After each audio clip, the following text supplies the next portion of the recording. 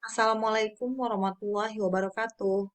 Perkenalkan, nama saya Besti Diana, NIM 11727200276, kelas Ilmu Hukum, konsentrasi Hukum Tata Negara C. Di sini saya akan memenuhi tugas Hukum Pemerintahan Islam, yaitu tugas yang kedua.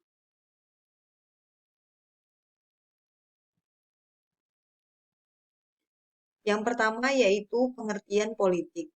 Pengertian politik secara bahasa yaitu berasal dari bahasa Belanda, yaitu politik, dan bahasa Inggris, yaitu politics, yang bersumber dari bahasa Yunani, yaitu politika, yang berhubungan dengan akar dengan akar-akar katanya, ya, atau warga negara dan negara kota.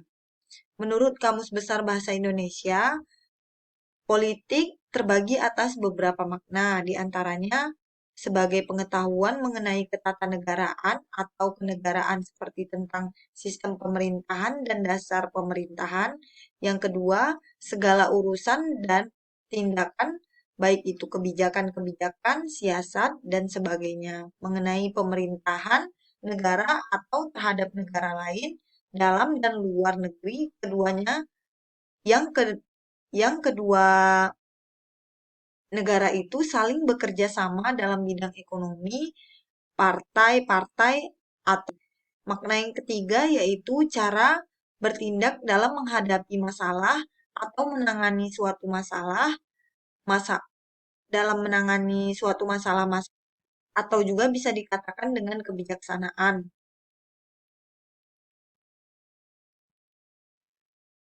Eh, jadi bisa dikatakan politik adalah hal-hal yang selalu berhubungan dengan pemerintahan dan juga masyarakat sendiri.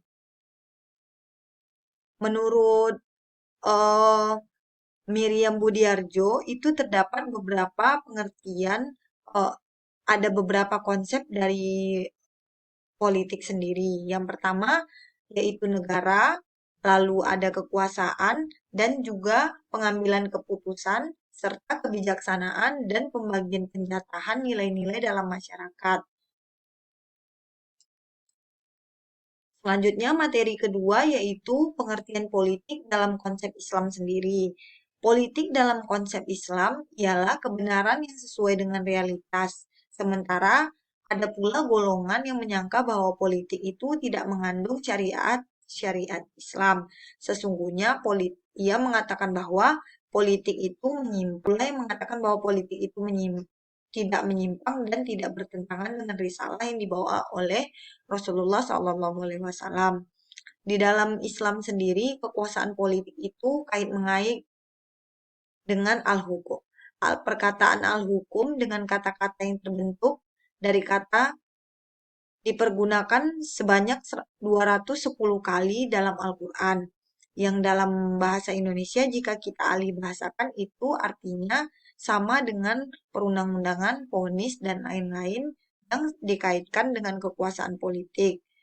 Politik dalam Islam merupakan sebuah sistem politik berdasarkan dan menurut hukum Allah yang terkandung di dalam Al-Quran dan hadis. Politik dan kekuasaan tersebut juga sangat erat hubungannya dengan manusia. Al-Quran memperkenalkan konsep tentang manusia menggunakan istilah-istilah, di antaranya yaitu ada insan dan bashar. Masing-masing istilah ini saling berhubungan dengan dimensi yang berbeda yang dimiliki manusia. Insani menunjuk pada hakikat manusia sebagai makhluk sosial, sementara bashar ini berkenaan dengan hakikat manusia sebagai makhluk politik yang diberi tanggung jawab dan kemampuan untuk mengatur kan hukum-hukum yang diajarkan oleh ajaran agama. Di dalam Islam sendiri ada beberapa makna politik Islam. Secara umum, politik Islam itu yaitu urusan pengaturan manusia dan urusan dunia mereka dengan syariat agama. Mereka-mereka yang menjaga agama dan politiknya terhadap dunia dalam menggunakan agamanya. Sementara ada pula makna secara khusus, yaitu pandangan seseorang atau hukum ketetapan yang dikeluarkan oleh seseorang pemimpin sebagai upaya untuk menghindari kerusakan realitas kehidupan sebagai antisipasi atas kerusakan yang diperkirakan akan terjadi atau sebagai solusi dalam keadaan tertentu. Selanjutnya yaitu materi demokrasi dalam pandangan Islam. Demokrasi dalam pandangan Islam, yang pertama kita harus mengetahui terlebih dahulu apa itu demokrasi. Demokrasi berasal dari bahasa Yunani yaitu demos yang artinya khalayak manusia dan kratis atau kratia yaitu artinya hukum. Demokrasi sendiri merupakan sistem yang meletakkan rakyatnya sebagai sumber hukum atau orang yang mewakilinya. Salah satu dalam melaksanakan demokrasi ini, di mana biasanya menggunakan prinsip trias politika, di mana membagi kekuasaan politik negara menjadi 3 bagian, yaitu ada legislatif, eksekutif, yudikatif, yang diwujudkan dalam 3 jenis lembaga negara tersebut, berada dalam peringkat sejajar satu sama lain. Kesejajaran dan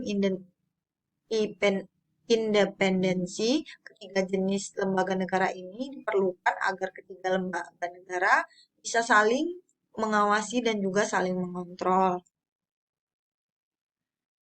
Dalam hal ini, demokrasi dalam pandangan Islam merupakan demokrasi sendiri kita lihat sebagai bentuk maju sistematika dari cara-cara bermusyawarah dalam memutuskan pengaturan hal-hal yang bersifat kepentingan umum.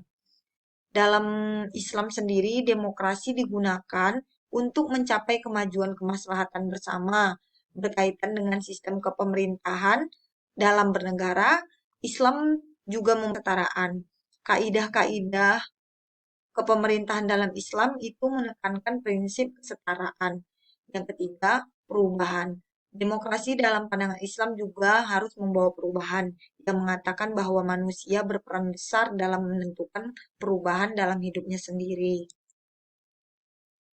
Selanjutnya yaitu menurut Yusuf Al-Qadrawi, menurut beliau demokrasi dalam pandangan Islam merupakan demokrasi ini bisa dikatakan sejalan dengan Islam.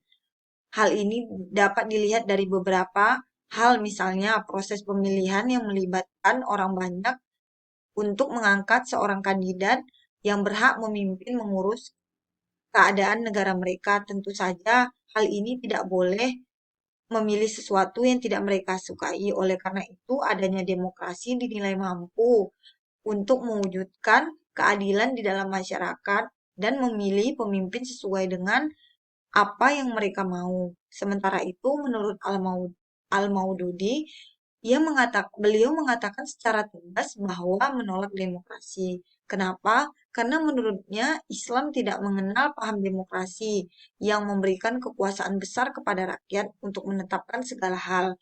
Menurutnya, demokrasi sendiri adalah buatan manusia semua sehingga cenderung sekuler. Oleh karena itu, Al-Maududi juga menganggap demokrasi merupakan sesuatu yang bersifat syirik. Tetapi menurut Imam Muhammad Imarah, eh, ia mengatakan bahwa di mana Islam tidak menerima demokrasi secara mutlak, tetapi juga tidak menolak secara mutlak.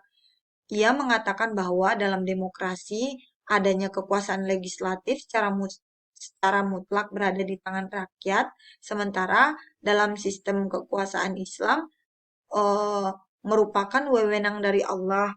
Dialah hukum kekuasaan tertinggi. Wewenang manusia sendiri hanyalah untuk menjabarkan hukum-hukum tersebut sesuai dengan prinsip dan ajaran dari agama kita, yaitu agama Islam. Dalam hal ini eh, juga dijelaskan di dalam Al-Quran surat Asy-Syura ayat 38 yang mengatakan bahwa dan bagi orang-orang yang menerima dan mematuhi seruan melaksanakan sholat, sedang urusan mereka diputuskan dengan musyawarah antara mereka, dan mereka menginfakkan sebagian dari rezeki yang kami berikan kepada mereka.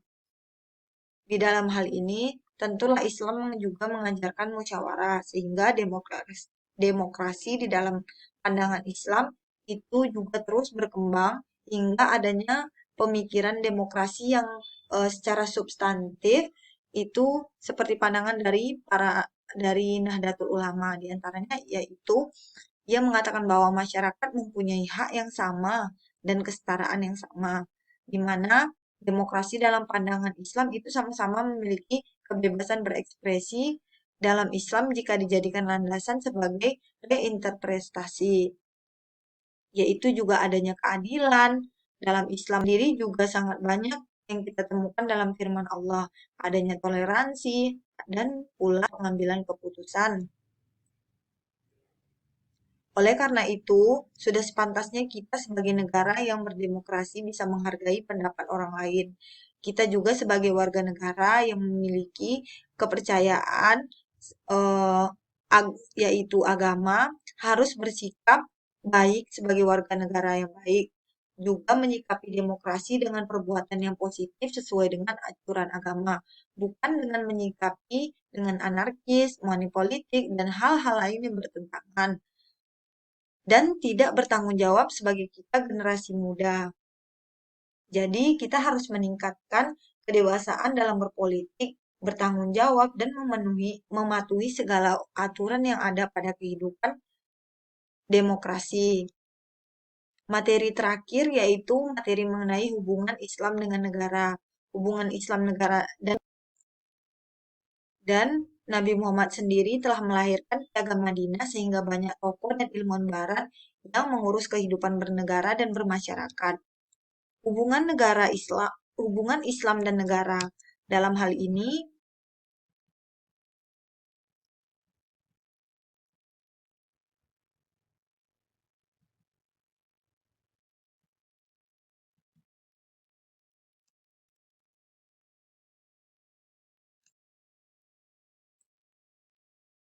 Dalam hal ini, hubungan negara dan Islam ne- memiliki beberapa peran. Agama yaitu negara sendiri dapat memelihara agama, mengurus rakyat, menjaga keamanan dan juga keselamatan serta menjaga keharmonisan agama. Negara juga berperan dalam merealisasikan akidah dan nilai-nilai dari agama Islam, lain sebagainya. Agama bukan hanya negara yang memiliki peran penting, agama tetap harus menduduki posisi penting sebagai kebenaran yang harus diwujudkan. Agama merupakan landasan pembangunan suatu negara terhadap pemersatu dan sumber legitimasi kekuasaan politik yang membuat negara tak terkalahkan. Tanpa agama, kesatuan kelompok hanyalah didasarkan pada rasa kesatuan alamiah, bukan yang terbentuk karena kesamaan suku atau hubungan keluargaan, bukan dari kesamaan agama. Oleh karena dalam hubungannya negara dan juga Islam itu sangat berhubungan. Agama menduduki posisi yang penting sebagai kebenaran yang harus diwujudkan dalam realitas dan juga pembangunan suatu negara. Agama memiliki 4 peran sampai saat ini yang saya ketahui, yaitu dan juga masih banyak peran-peran lainnya.